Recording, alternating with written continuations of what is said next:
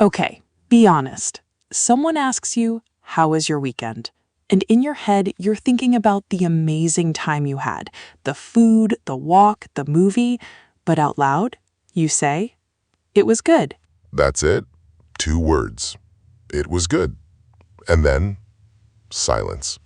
Awkward silence. This happens to so many English learners. You did things, interesting things, but when it's time to talk about them, your brain just gives you 3 boring words: good, fine, nice. And the conversation just dies there. The other person doesn't know what to say next because you didn't give them anything to ask about. So today, we're fixing that. By the end of this episode, "How was your weekend?" is never going to scare you again. Welcome to Fluent Daily. I'm Jamie. And I'm Sophie. Let's talk about weekends. Why good isn't enough. So, Sophie, real talk. How was your weekend? It was good. See, that's exactly the problem we just talked about. I'm doing it on purpose. I want people to hear how flat that sounds. It was good. And then what? I have nothing else to say. You have nothing else to ask me. Right, because good doesn't give any information. It doesn't tell a story. Compare that to... Actually, let me try again. Jamie, how was your weekend? How was your weekend, Jamie? Honestly, pretty relaxing. On Saturday, I slept in until almost 11, which never happens. Then, in the afternoon, I met up with an old friend from university. We hadn't seen each other in like 2 years, and we just talked for hours at this little cafe near the river. Okay, see the difference? You gave me a time, Saturday, an action, slept in, met a friend, a detail, hadn't seen each other in 2 years, and a place, a cafe near the river. Exactly. That's 4 small additions, and suddenly it's a real conversation, not a dead end. So the secret isn't complicated grammar, it's just adding layers: time, action, detail, feeling. Let's break that down because it's actually a really simple formula anyone can use.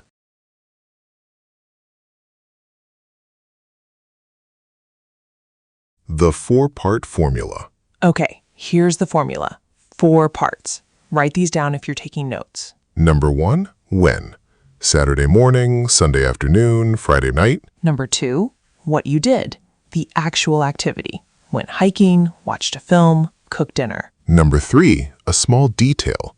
Who you were with, where exactly, something unexpected that happened. And number 4, how you felt about it. It was exhausting, it was so relaxing, it was hilarious. Let's practice building sentences with this. I'll do a boring version first, then we build it up together. Boring version, I went shopping. Add when. On Saturday, I went shopping. Add detail. On Saturday, I went shopping with my sister downtown. Add feeling. On Saturday, I went shopping with my sister downtown, and honestly, it was more tiring than fun because the shops were so crowded. Now that is a sentence someone can respond to. They might ask, "Oh, what were you shopping for?" Or, "Was it a holiday weekend or something?" You've opened 3 or 4 new doors in the conversation just by adding a few words. Let's do one more, together, live. Sophie, tell me about your weekend using the formula. All right. Sunday morning, I went for a run in the park near my house. My neighbor's dog actually joined me for like 10 minutes. Just ran right next to me like we were old friends. That's a great detail. And honestly, it made my whole morning. It was such a funny surprise. When, Sunday morning. What, went for a run. Detail, the neighbor's dog joined in. Feeling, it made my morning. Funny surprise. Perfect formula.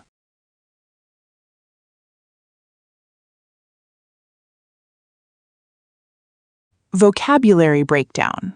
Let's collect some really useful weekend vocabulary. Words that go beyond good and fun. First, relaxing. This means calm, no stress. It was such a relaxing weekend. I didn't do anything at all. Second, exhausting. The opposite feeling. Very, very tiring. We hyped for 6 hours. It was exhausting. Notice both of these are ing adjectives, describing the thing itself. The weekend was exhausting, different from I was exhausted, which describes how you felt. Good distinction. Both are useful, but they're not identical. Third word, chill. Very casual, very common. We just chilled at home and watched movies. It means relaxed, no plans, easy. Fourth, catch up. This is a phrasal verb. It means to spend time with someone and share news, especially if you haven't seen them recently. I met my old roommate to catch up. Fifth, run errands. Boring but useful. It means doing small necessary tasks, going to the bank, buying groceries, picking up dry cleaning. Saturday morning, I just ran errands. Sixth, unwind.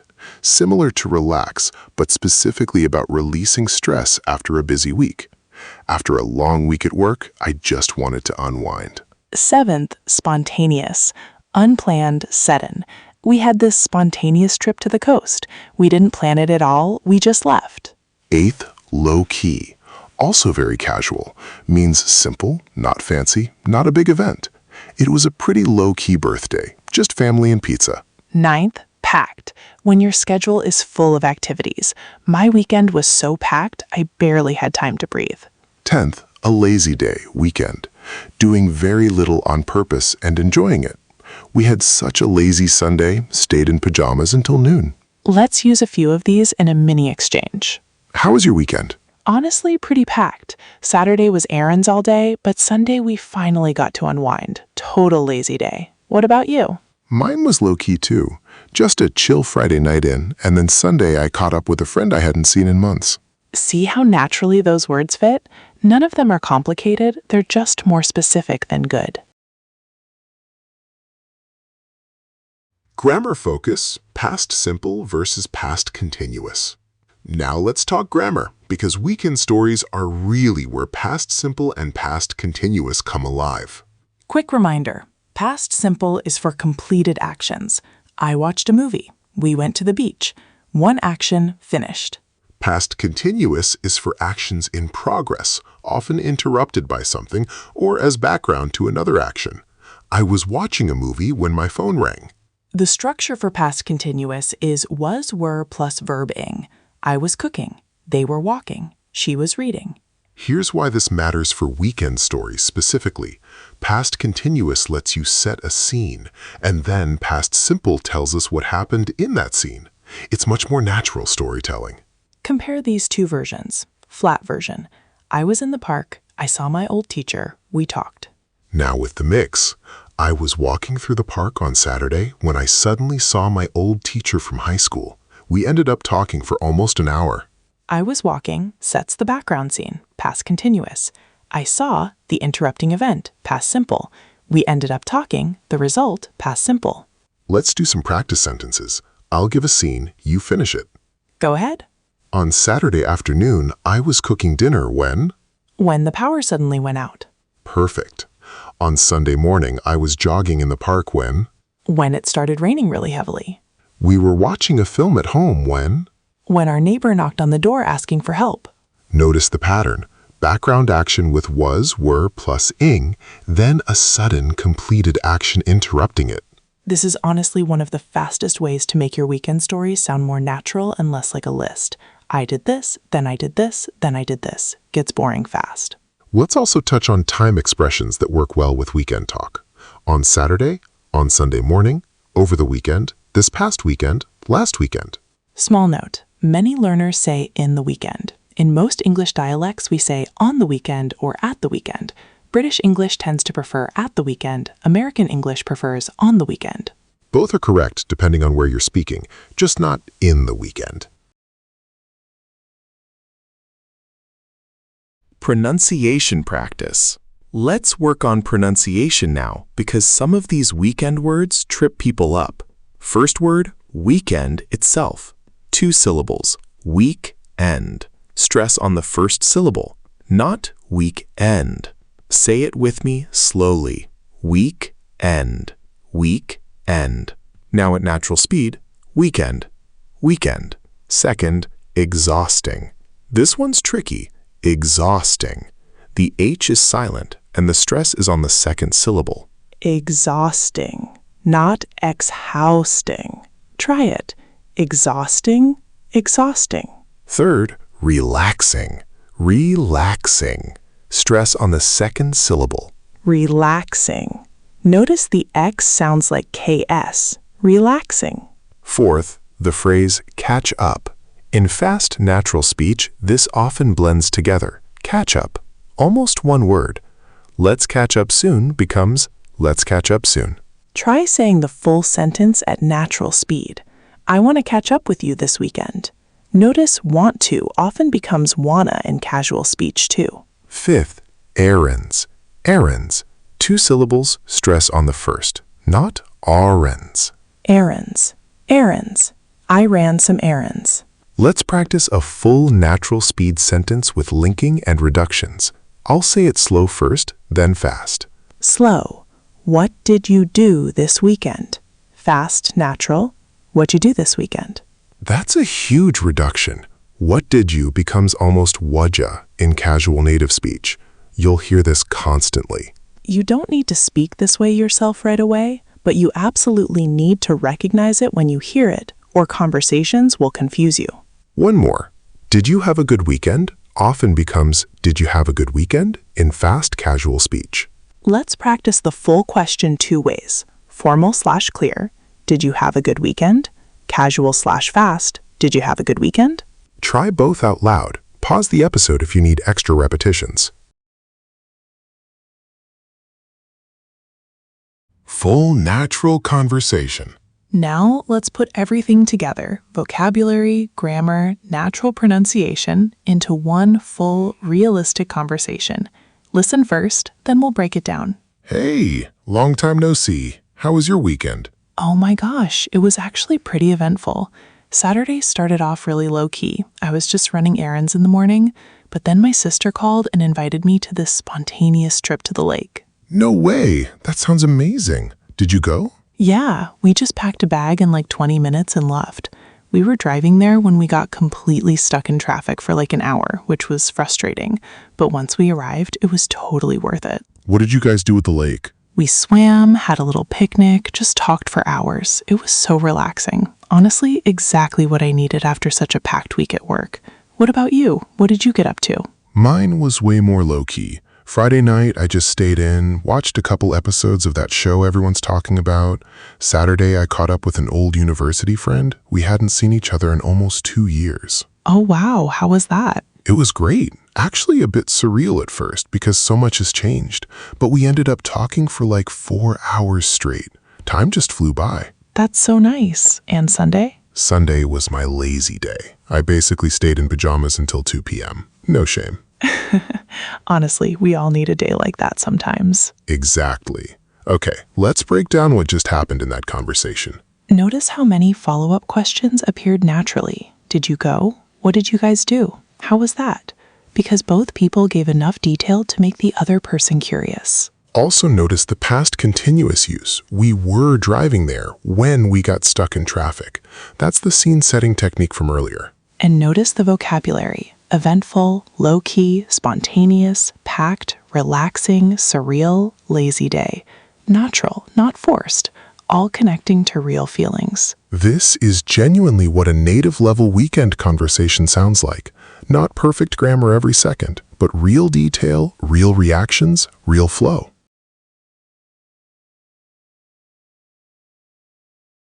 Common mistakes. Let's cover mistakes we hear a lot from learners around this topic. Mistake 1. Saying, I have a good weekend, instead of I had a good weekend when talking about the past. Remember, if it already happened, it's past tense. I had, not I have. Mistake 2. In the weekend instead of on the weekend or at the weekend, like we mentioned earlier. Mistake 3. Overusing very.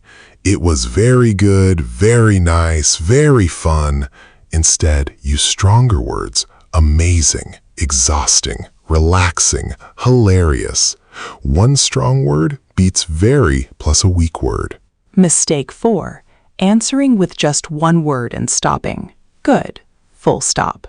Remember the formula. When, what, detail, feeling. Mistake 5. Mixing up borrow and lend, which sometimes comes up in weekend stories about visiting friends. Can you lend me your car versus can I borrow your car? Lend is giving, borrow is receiving. Mistake 6, a pronunciation one. Saying weekend with stress on the second syllable. Remember, it's weekend. Mistake 7. Using present continuous instead of past continuous for past scenes.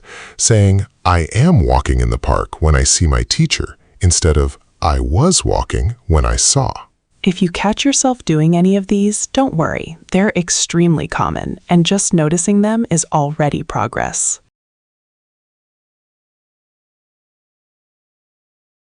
Speaking practice. Your turn.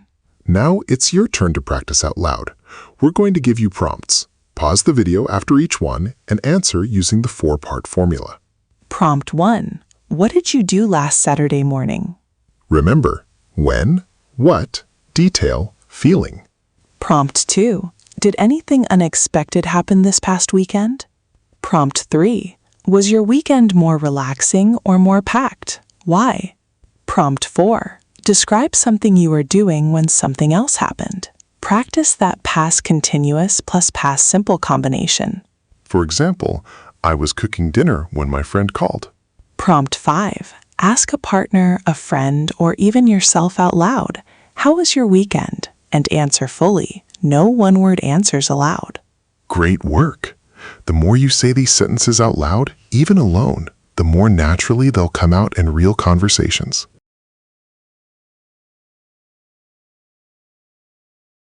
Let's recap everything from today.